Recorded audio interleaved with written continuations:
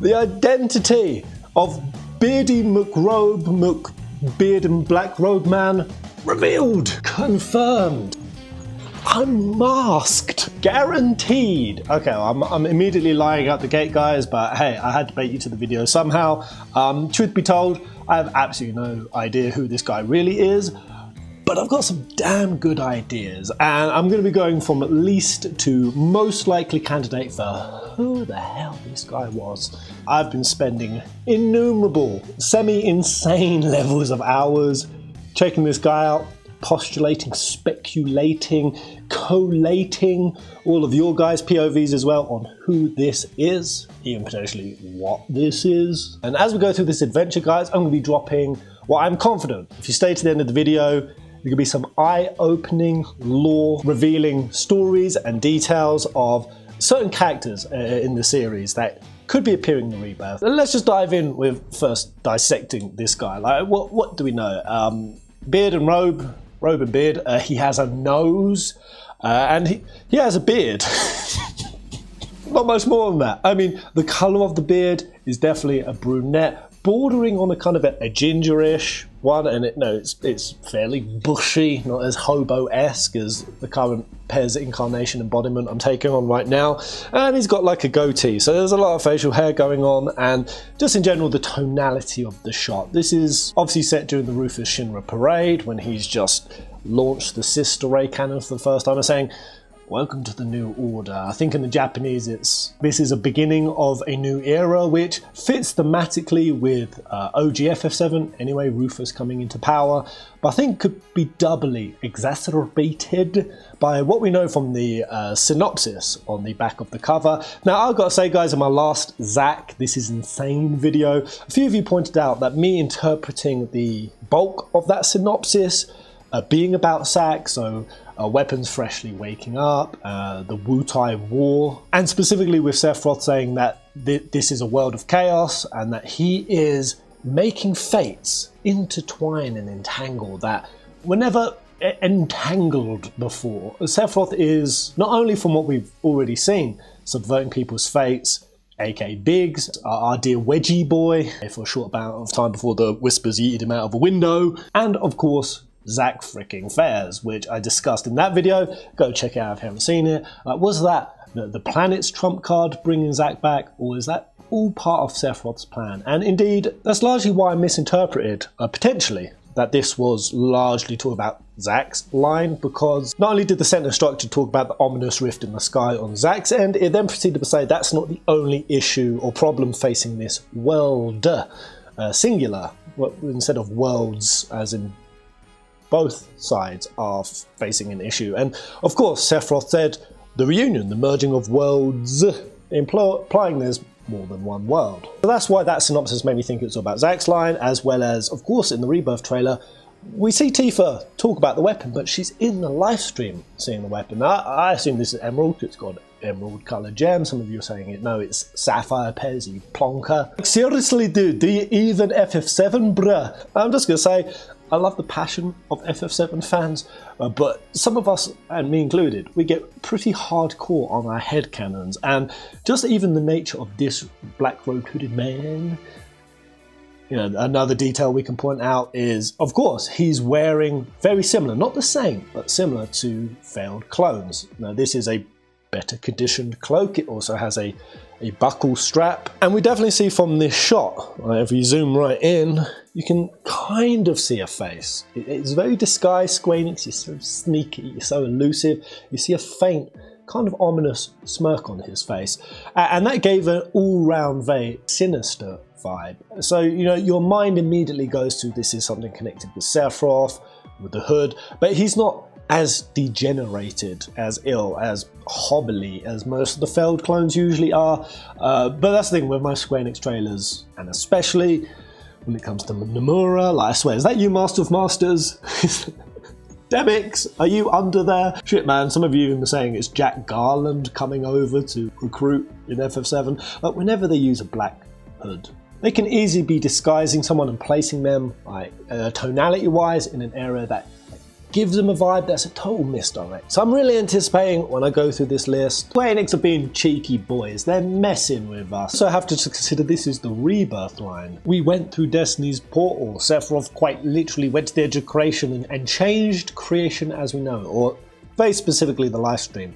There is no telling what amount of time has passed, what level on both just a physical, because we've seen insane physical changes, but even on soul levels, what the extent of the changes are in this. So that really just blasts the barn doors wide open as to who this is, but I think I've got it. I think I know who it is. You're gonna love this, guys. Just trust me on that, so you might as well ding the like button up already. Right, let's begin. Let's start from least and work our way up.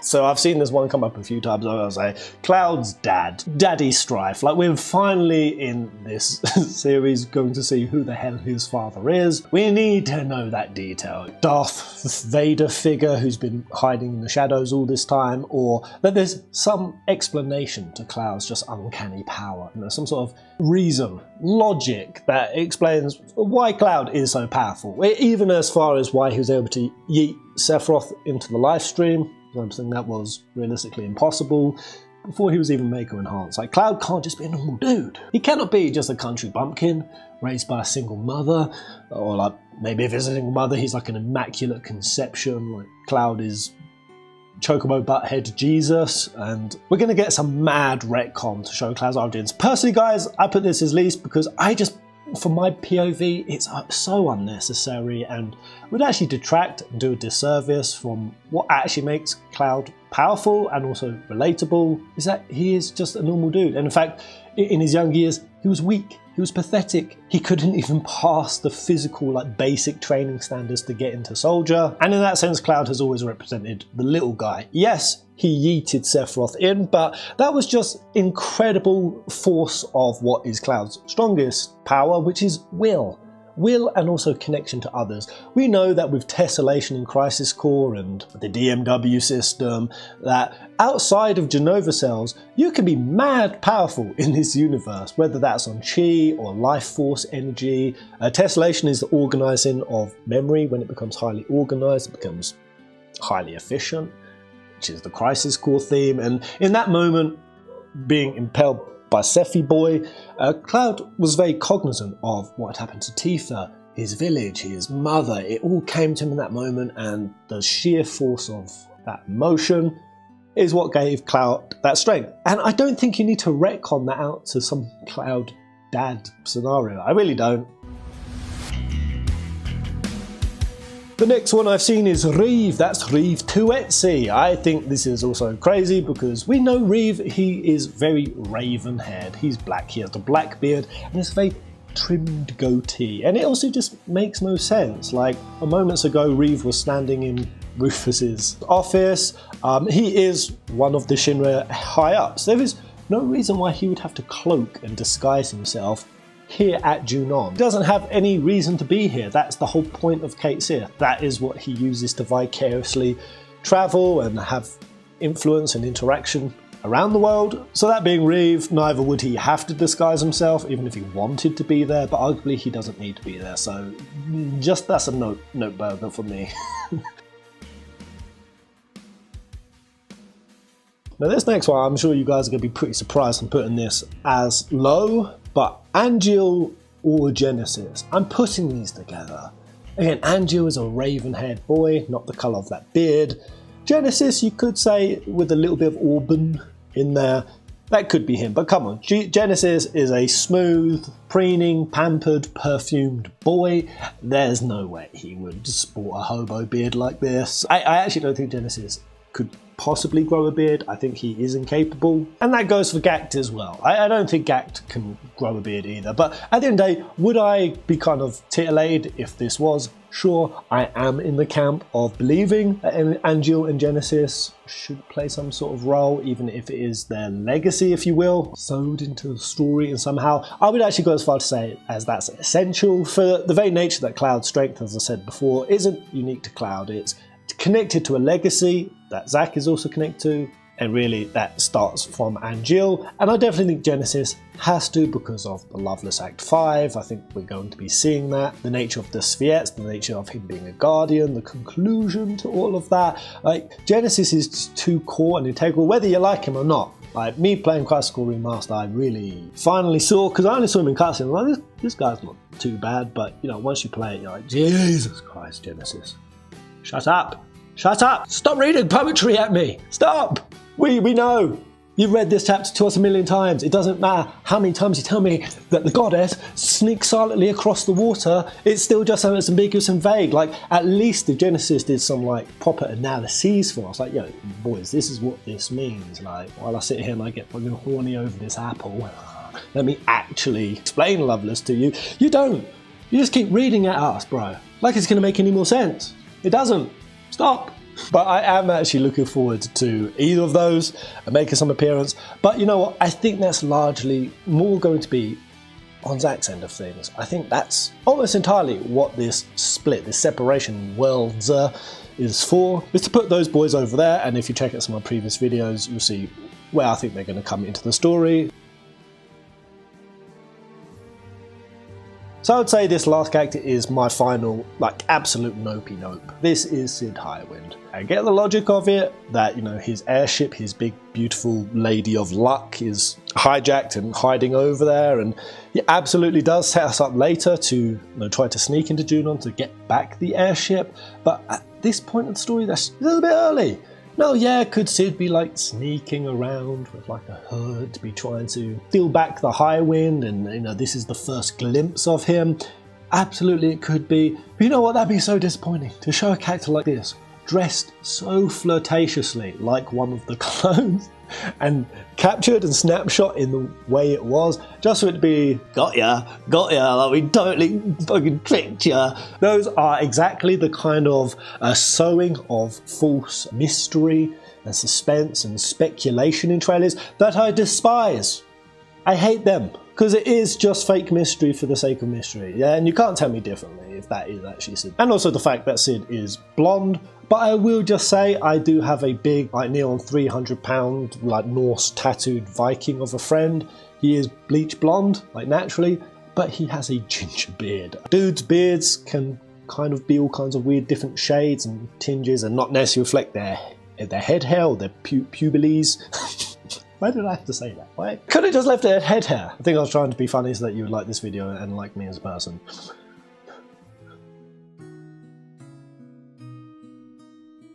Okay, now we're officially stepping into Crazy Town and like full speculation town. And starting that off is Professor Garst. I've seen a lot of you guys say this, and really this would have to be a big retcon on Garst. And I've sat and I've tried to logic in my mind, like, what would the point of that be? Would it be just to put somebody else in Aerith's camp who cares about her?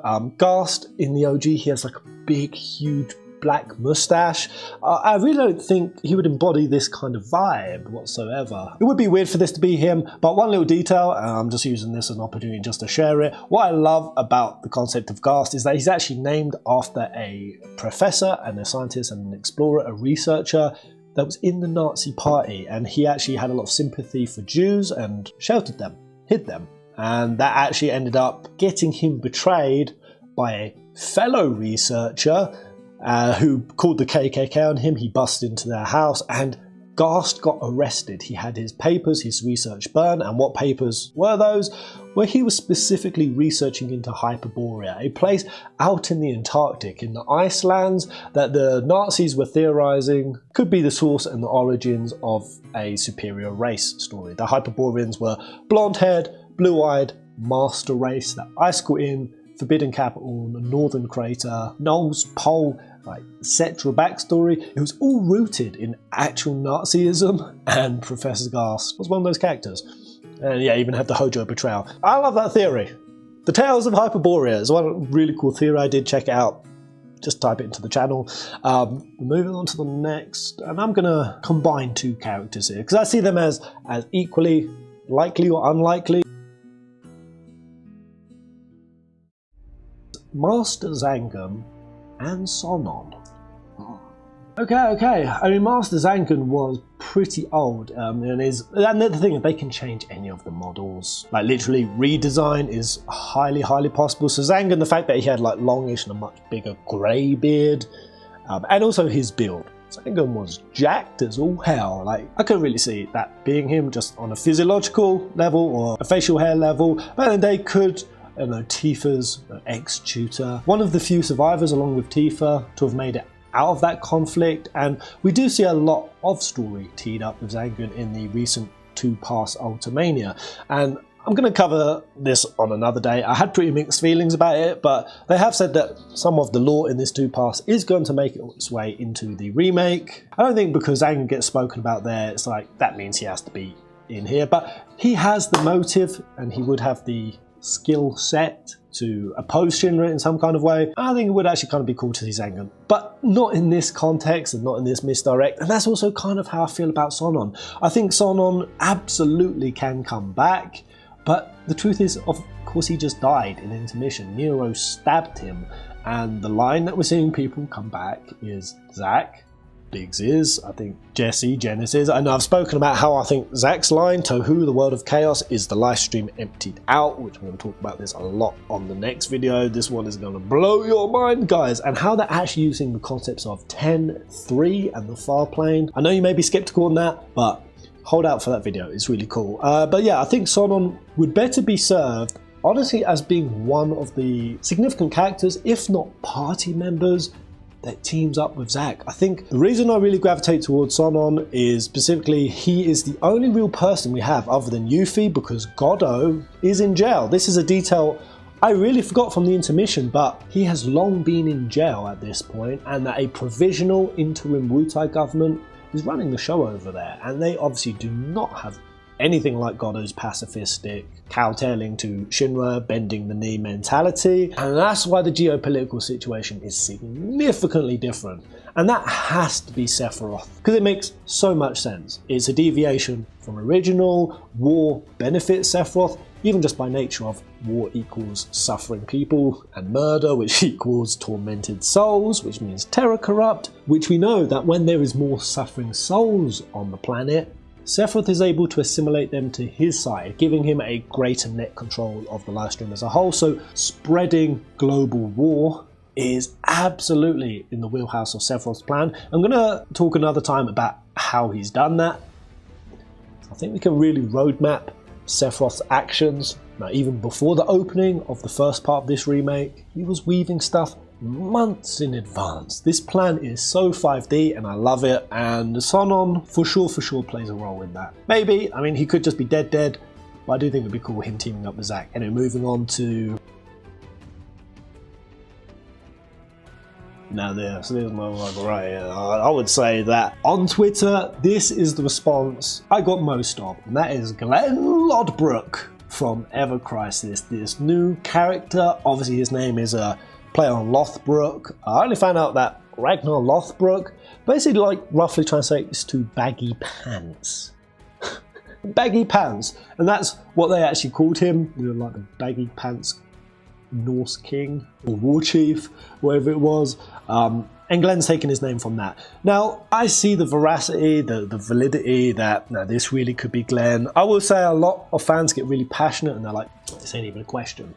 You're all idiots. It's clearly Glenn, his facial structure, his nose, it's guaranteed him, and anyone who says otherwise, you're just reaching and you're clueless. Like, calm down. I know you're passionate, but specifically why you be so passionate for this to be Glenn. Maybe it's just because you see it the most likely, but I've looked at his story. Of course, he was one of the first at the Soldier Elite program, earliest missions. This all takes part like 21 years before the beginning of Remake, you know, when Sephiroth first shows up.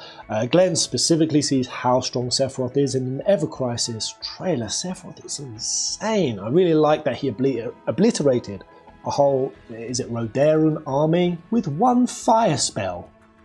Like a whole convoy just gets yeeted by Sephiroth, which is a cool play that they did it that way rather than just his sword, because what we know is Genova also enhances the potency of magic in the individuals. So seeing Sephiroth use magic to such a destructive level, Like, it was pretty harrowing, it was chilling that Sephiroth has always been this insanely powerful, and Glenn really sees that. I think he's disturbed by it. I think at one point he says that Sephiroth is more or less like a monster. And while I don't know the full story, I assume that is why Glenn eventually fights Sephiroth. And as we see in the trailer, Glenn is more than happy to sport a black robe. That's what he fights Sephiroth in. And while Glenn is a little bit more blonder and only has a bit of a beard, so not a mustache, again, with the passing of time, or the passing of a Destiny's portal, this could be Glenn.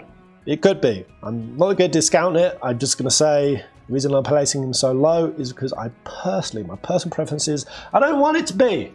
I don't give a shit. I'm sorry. I know some of you are probably like hyping on Glenn and Ever Crisis, but I just don't care. I really don't. I don't give a fuck cabin. I'm all for kind of new OG characters, and you know, it would make sense if they are trying to promote Ever Crisis and hype up on that, and they get lots of money from their little gacha gems. It's making Square Enix some bags, some clams, that they would stick Glenn in here. Even those who didn't want to play the mobile game, if they hype Glenn up in here, make him significant, it could end up getting people who don't like me, don't give a damn, to get them to be more amenable and shoehorn them over to play Ever Crisis. So if that is Glenn, I'm disappointed, but who I would like it, and this is a wild guess, but some of you have had it as well. What if this is Roche? What if it is?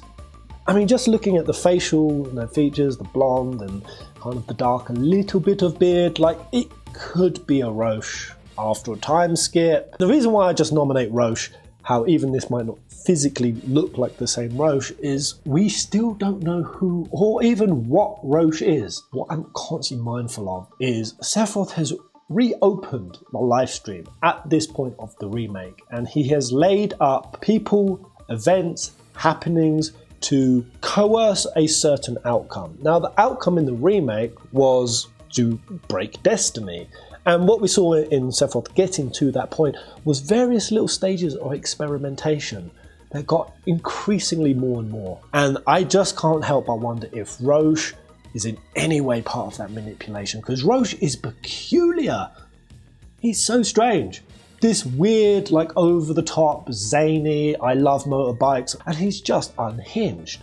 He's blasting through, he starts yeeting other infantrymen and soldiers, he just starts murdering them, and what we know is that he has an obsession with Cloud. He knows Cloud, it says it in his synopsis, and Nomura told us he was supposed to be there at the end of the Midgar Highway. They cut him, so he was going to be one of the forces that helped guide Cloud and Aerith and the gang to that point of Sector 5's highway. Well, I theorise as Sector 5. The main tipping point where Sephiroth was waiting, that's when he slashed a hole and told the gang, I'm waiting for you.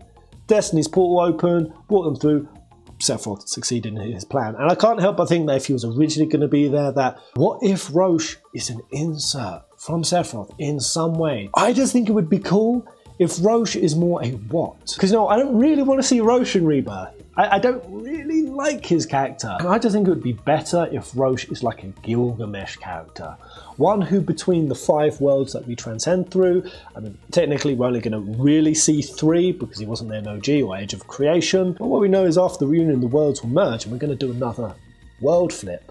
So it'd be cool if this dude is Roche, but Roche takes on a different face, physicality, purpose, personality, mission between each one of the lines. And Roche is, yeah, he's like the interdimensional wildcard that plays in differently every single time. And after the worlds merge at the reunion, we then see a third version of him. I like that. I think that's a sick idea. It's much better, so let's go Roche, baby. I'm actually starting to like these options from here on out. The next one, character actress Margot Martindale. We have to consider the possibility. Character actress Margot Martindale ain't afraid of nothing! It just could be. Cannot leave it off the table. You're going to be surprised I'm putting it this high, but I'm going with Evan Townsend. I'm going for it.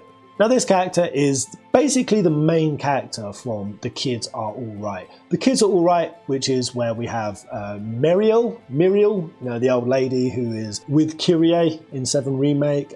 Kyrie, her Leslie Carl, they all nexus back to Evan Townsend. He's a half-brother of Rufus Shinra, and the significance of his role cannot be understated in the overall compilation of FF7. He's one of the first people to fight Kadaj. He is the person that even sets Leslie Carl on his revenge mission against Don Corneo, something we have seen a lot of the remake. And in the actual Kids Are Alright story is Evan, who's seeking fuel. He goes to Cloud's Strife delivery service. He needs fuel. Cloud tells him there's only a few places you can get that. One of those is the Don. Evan goes in there, sees a picture of Leslie's wife, takes it, gives it to Leslie, says, "I'm sorry, that could get you in trouble that I took that picture." And then Leslie goes on a mad revenge arc and actually, I think he burns Don Corneo's mansion to the ground. And of course they've retconned that. You know, we had the scene with Leslie pointing a gun at the Don's head, but we're seeing the Kids All Right coming to the story. And that means, for me at least, Evan has to play a role. He just has to. Because Evan entwines in the canon of FF7 so many concepts, and the biggest portion of that concept is the failed clones. So basically, Evan's mother, her name was Annette, she was a receptionist for President Shinra. They banged, and that's when Evan was born. But Annette grew resentment against Shinra because he wouldn't recognise the little bastard, and she left to go work in Sector 8 as basically a bartender. But as Evan grew up, it became clear he had, I think it was either a brain tumour or a heart issue, and at some point in his life he was going to need significant surgery. But in the world of Midgar, there ain't no NHS, man. Medicare for all, not today. It's actually mad expensive, and a lot of people go bankrupt for life. Even Tifa in her story in 2 Pass, the surgery that she got from being stabbed by Sephiroth, when she wakes up, the doctor tells her that she is in heaps of massive debt. And it's probably going to take her whole life to pay off. She goes to work in a steamed bun store. Tifa actually broke the sales record. She sold 1,003 steamed buns in one day. And then that goes on to when she's having surgery. That's how she meets Marl, because Marl needs a skin graft for getting attacked by monsters. And then she gets employed as a bartender, a waitress, hostess, a bar wench. And then Tifa finds out that actually the doctor who did the surgery has more or less been extorting the patients. And I think Tifa actually punches someone in the face for it, for gaslighting her for years. But basically medical debt. That's what happened to Evan Townsend. But his mother, wanting to pay for it, went back to work for Shinra. And she actually is one of the core administrators for the Nibelheim Resettlement Program. That is the inserting of fake actors, paid Shinra employees to pretend fire never happened.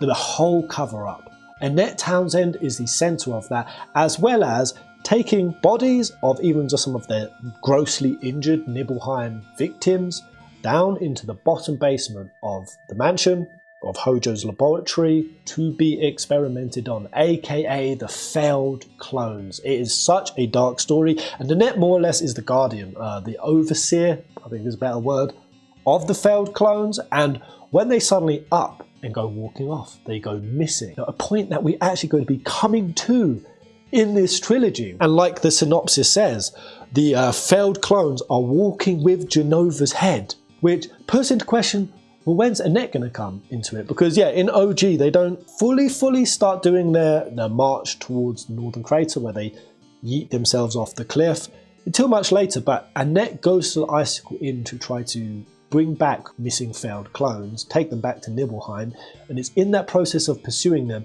that she falls into the crater. And it's only after Evan fights Kadaj with Kyrie, Leslie Carl also flies to the foot of the Northern Crater to help them and retrieve them. That is when they're trying to escape Kadaj. They come to the end of a canyon, a crevasse, I think it was, and they see a bunch of black robes dead on the floor, and amongst the robed, hooded peoples is his mother Annette, with a letter for him, as well as a piece of withered Genova wrapped in a handkerchief. All of that story is so significant in the play of the failed clones, in the dynamics between Rufus, Lazard, President Shinra, and Evan. I absolutely refuse to believe that Evan when they've already put Kids All Right character isn't going to be in there, and again because everything is retconned and the timeline is flipped up and souls are being progressed through their journey at a much faster rate. No, not just our crew, everything is exacerbated, whether it's war, whether it's the weapons coming out much sooner, awakening this early in the game. Everything in the timeline is massively sped up, and if that also applies to Evan, this ginger-esque mofo could be him.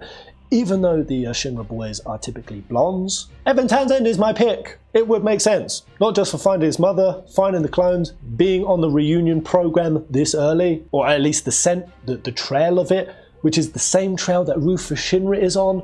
I think it would be dope as hell that, yeah, the only people who showed up at the reunion was Cloud, yeah, Hojo, our team, Scarlet, Rufus, Shinra. But what we've seen different in the Rebirth trailer, like Hojo says, your brothers are down there. Numerous clones are making it to the reunion this time. And being that Evan is pursuing those clones, how cool would it be if Rufus also has his half brother as well? And the reunion is much more succulent. It'd be cool. And then what I put above Evan Townsend,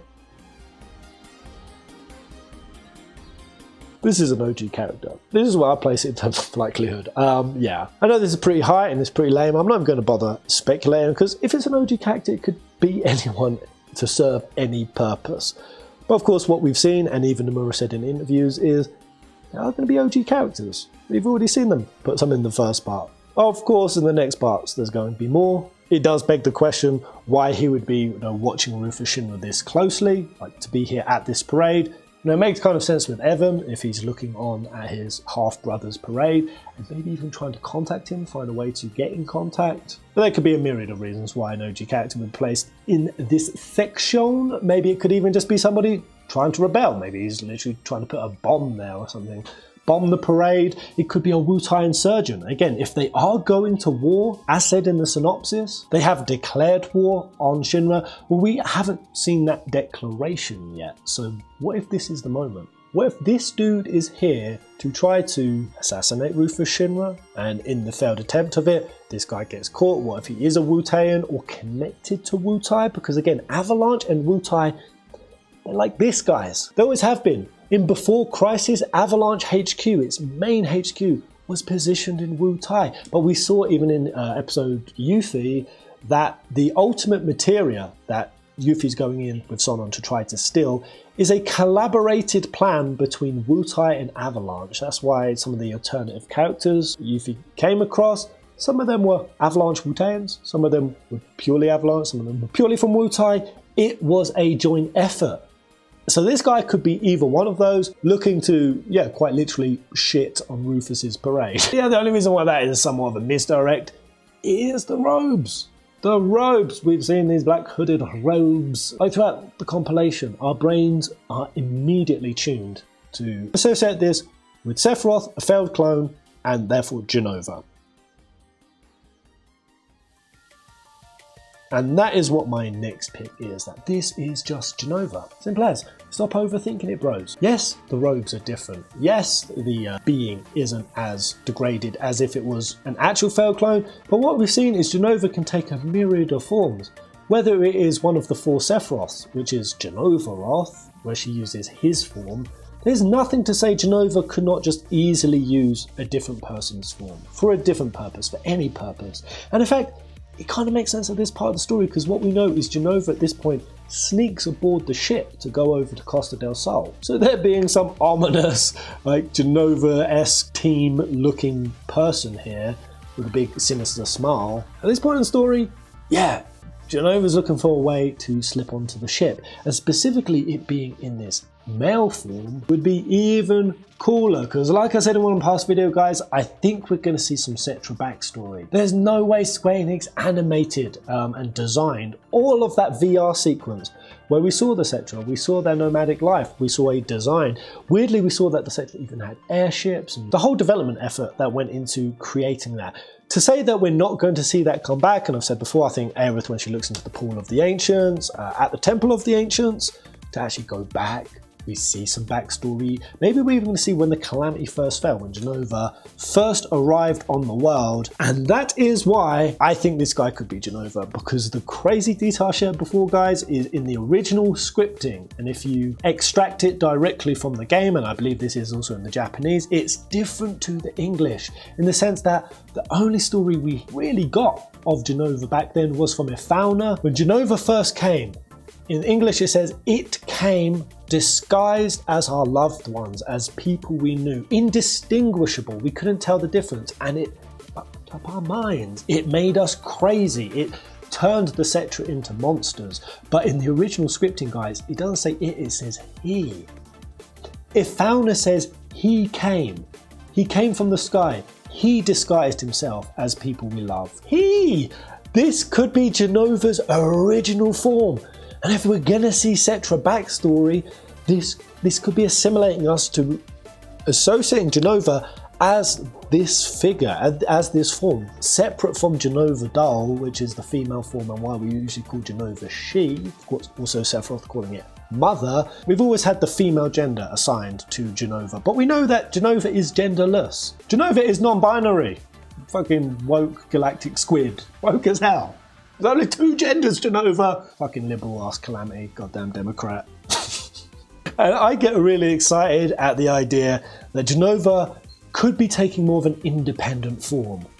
And it also makes sense from the standpoint that we know that Genova and Sephiroth have had their motives, their goals, kind of going separate ways. Sephiroth has been usurping Genova's will, has also been taking the clones more onto his side, have a mutually beneficial relationship, Genova and Sephiroth. But in terms of their end goal, they massively deviate. And I've said long that in this remake, we're going to see their ideological divide. I would even like to see the part where they totally split. We see the distinct difference between these 2 characters because everyone conflates Sephiroth with Genova. Everyone believes that Sephiroth's motives is the same as a squid that wants to annihilate all life and all soul and is just pure, unadulterated, characterless, humanityless evil. And I am so sick of that conflation between Sephiroth and Genova that way, because they are not the same. They are distinctly different. And how power struggles and manipulations between these works, the depth that we've already seen in OG, so like this wouldn't even be new, but the depth that the remake is going to take it is significant. And to think that if Genova is also looking like Sephiroth, to have its will, its agenda be the presiding one, would she not create a form or bring back a form from one of her previous incarnations, if you will, or like previous forms, to be something separate to Sephiroth, not always using Sephiroth's form? This could be the being that we see as being more Genova. Like I said in my previous video, the female form of it is actually most likely Shiva, the queen of the Cetra that imprisoned Genova, created the ice tornado. I strongly believe at this point that that is the form because that was the closest being that Genova could mimic, that's why Genova was in Shiva's form. That also explains why she had blue skin, the blue tinge to the skin, like Shiva. And even on that front, that's crazy because what we know is Genova hates the Cetra, so always using or wielding a form of the queen of the species that she most loathes. I think Genova having a form more of its own choosing, more with its own will and its own agenda from Sephiroth, and being that Genova initially picked a male form when it first came, it makes so much sense. So much! This video is long enough, but I hope you guys have enjoyed the Ascent. Again, this is all just speculation.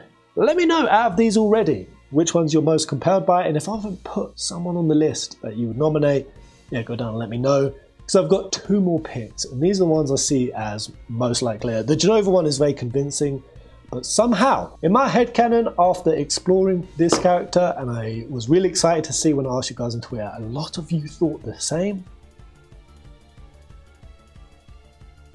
Your brains went the same way as me, that this could be failed. Vado, he goes by both names, the previous ex-leader of the Turks, Song's predecessor, that this could be him coming into the story. I love the idea of this because Vado, I have long wanted to come back because the number of themes and parts of the story that Vado has an active hand in is so immense and considerable that to not play him into the remake is a huge disservice. Now, what are some of those? Veiled Vado, most of his story came in Before Crisis. He did appear a little bit in Dirge of Cerberus and even in the Ultimania On the Way to a Smile. Now, I'm not going to explain all of this story because his story will tee up Uno number 1, and that there might be a linkaroo between the two. We're really going in the rabbit hole here, guys. But basically, Veiled in Before Crisis, he really was loyal to President Shinra. He ran the Turks more or less the way that President Shinra wanted, as a very, very dark story. The Calm Fire bombings that happened, his wife died,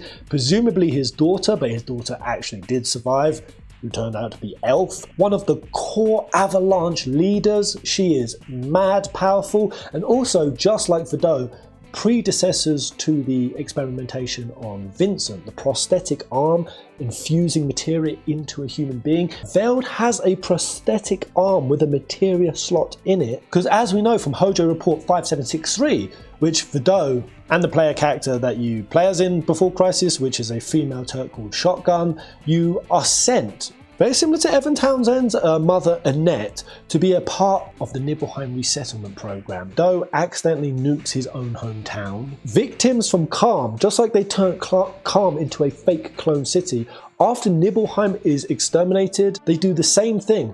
They send people over there to be actors. Vado goes over there and he's basically doing the cleanup to hide any documents, anything incriminating that would point to Shinra doing this. Now, you go around a Shotgun and you see some of Hojo's report, and then they go down into the Nibelheim basement. Now, I'm going to leave this next section as a tease for what's going to be part 2 of this. Yes, guys, I'm going to be an arsehole. I'm going to make my number 1 pick a separate video because there is so much lore here. There's so much to explain. I cannot fit it into this video. So you're going to have to watch another one, but you're going to fucking love it because while I think this is Veiled, I think it could also be Veiled merged with what he encountered in the basement that day. Also encountered Vincent Valentine. Yes, before waking up in this Rebirth trailer and in OG, Vincent only ever woke up one time before that, and that was when Veiled went in the basement. He woke up and guess what we discover? Veiled and Vincent were partners. They were the Reno and Rude back in the day. They were close-knit companions and worked together as Turk colleagues. And of course, Vincent points out how much Veiled has aged, whereas Vincent hasn't aged a day. And Vincent points him in the direction, because at this point, Vado, after having some very dark but significant involvement in the Wutai war situation. So the war happened ages ago, but President Shinra is frustrated that Avalanche are leading rebellions against him. They're getting more and more confident with their attacks, so he sends Vado to sniff out where their main headquarters is. That's when Vado finds it in Wutai. That's when he goes to try to obliterate it. This is where Shotgun accidentally gives the detonation switch. I think she gets it pickpocketed by Yuffie. Yuffie, who she's convinced that she's actually there to do good. So Yuffie, being naive, she's like 8 or 9 at this point, and Yuffie steals the detonation switch, not knowing what is. She explodes the building. Yuffie, at a young, tender age, murdered a whole load of Wu-Taian and Avalanche insurgents, and that was the first time that young Yuffie had a breakdown and said she hated Shinra. And what we see after that is Vado comes back and he says to President Shinra, what we've just done is going to diminish Shinra in the world's view. It's going to do damage, and that it could end up leading to even bigger uprisings. So what we've just seen in the synopsis, the Shinra Rebellion Committee, I think they called it. This implication that war is happening sooner. Vado was the PR manager for this situation back in the day. I think President Shinra more or less tries to use Sid's rocket launch as a PR cover-up, to distract people. It wasn't really about going to space. It was actually to cover up that Shinra had done something dark and they didn't want people flaring up about it. They didn't want rebellions to spread. No, we see later how far he goes to do this PR with the dropping of the Sector 7 plate, something that may not have ever happened on Zack's line. And could all be part of sowing Sephiroth changing events to sow a different ideology. Again, exacerbate events. Hatred for Shinra comes like much later in OG. It's a seed that really blows up, especially by Advent Children. But Sephiroth is able to corrupt and rapidly accelerate this like broad psychological change, then Vado is at the center of that, because after that cover up, Shinra kind of says it's worth it though to exterminate Avalanche, but guess what? They weren't exterminated. President Shinra gets mad frustrated because what actually happened was Elf and a lot of the other Avalanche military dudes, who will, I'll just quickly say, wear this kind of beige camo gear. This is the main cell of Avalanche, so this is all playing into the remake, and basically President Shinra realizes there must be a rat, there must be a mole, and can you guess who it was, guys? Have a bloody guess. You know it wasn't Vado, because Vado is actually the one who this guy, the rat, fears most. The person who in Before Crisis Core says Vado is getting the closest, he is on my arse, we've got to deal with him. It was Rufus! Rufus bloody Shinra. We see him standing up at Wutai with, this was the nexus, beginnings of what we saw, that Rufus worked with Avalanche, he worked with Wutai. He was secretly trying to get the Turks over to his side, all to usurp President Shinra. He was looking to assassinate his father way before Sephiroth did, get in his seat, and create a new world order. And Rufus says, Vado's on to me, and more or less Vado does end up catching him out. He has to arrest Rufus on behalf of President Shinra, and then he is ordered to go and kill the rest of the people that Rufus had been working with, kill Rufus's co-conspirators. That's when he meets Elf, his long-lost daughter he thought he killed. Upon hearing her voice and recognising her, he says, I can't do it. He instantly resigns that day, passes leadership to Song, goes off with his daughter who's fused with the materia, the predecessor to Vincent, and is trying to find a way to save her. And he needs to get the materia to complete it, which then summons Jade Weapon just before the beginning of OG's story, like a few months before. We fight a planetary weapon, not us, but the Turks. And what that specifically did is innumerably huge, guys. It was the time that showed us the Turks aren't just this corrupt organization that will just fuck up anything. I mean, they kind of do. But they also at that point aligned with saving the planet, something that we saw in Advent Children. And a lot of people questioned if Rufus and the Turks trying to save the planet was genuine or just fake. It's genuine, guys, because they saved the world before in the Zirconiad and the Jade Weapon showdown. So they do respond to when the planet is under threat. But one person in particular, because the way the story goes, is President Shinra, upon seeing this coup on behalf of the Turks as well, like he basically sees that they've betrayed Shinra, he disbands the Turks, he kicks them out of Shinra employment. Veld gets arrested. President Shinra puts him on death row, organises his execution. Song and the other Turks go and help their previous leader, who they respect, break out of Midgar. Then later in the story, President Shinra says he'll forgive Song and the others, specifically if Song executes Veld and Elf. Veld, the previous leader of the Turks, Elf, the leader of Avalanche. When we see him Before Crisis, Song points that gun and he shoots. Well, how can Veld be in this if he's dead? He never died. You see that it was, he faked it out, he faked their death. He misfired those shots, and Veld and Elf are snuck out in the back of a truck. And to this day, just like Cisne, they are still alive.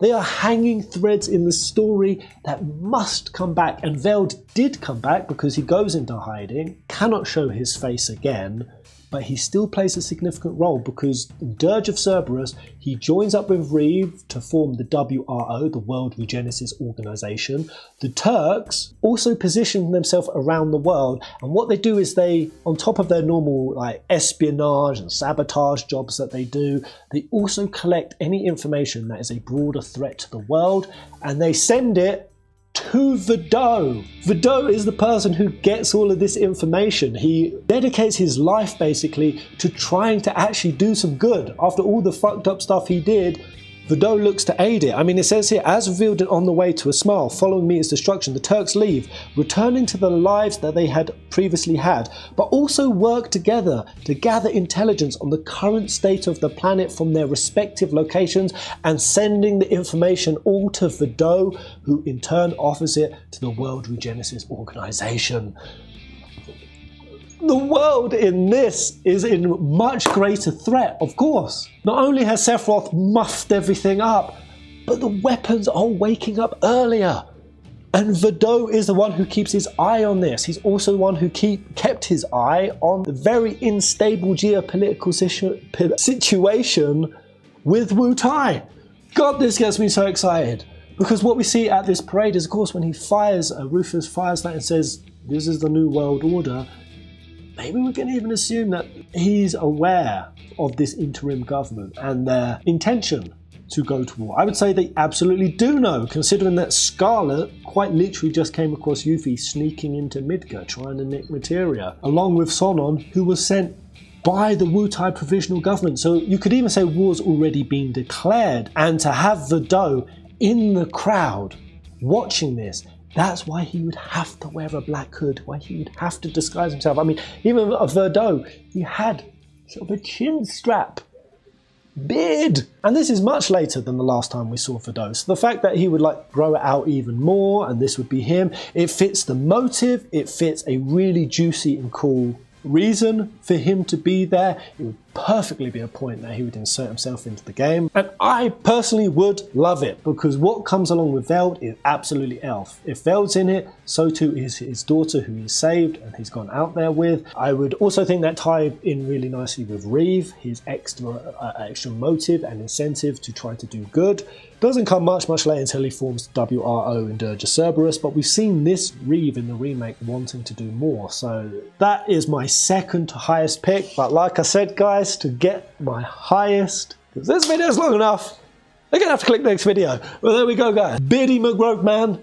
Those are all the candidates from least to most likely. I love talking about this stuff, man. I hope you learned a few things of the FF7 lore, specifically on this Veld front, and what also happened in that story that also connects with Evan Townsend and all of this. Very cool, but very usually unheard of aspect of 7's story that they are going to be using, I am 100% convinced, to excel FF7 Rebirth. This next video is the one. So when the credits roll, be sure to click it, guys. Be sure to go hit the subscribe button, hit the old button, the old thing, the old bell, the give it to me all the time, all the places, in all the ways, in all the holes button thing, and go and leave a comment.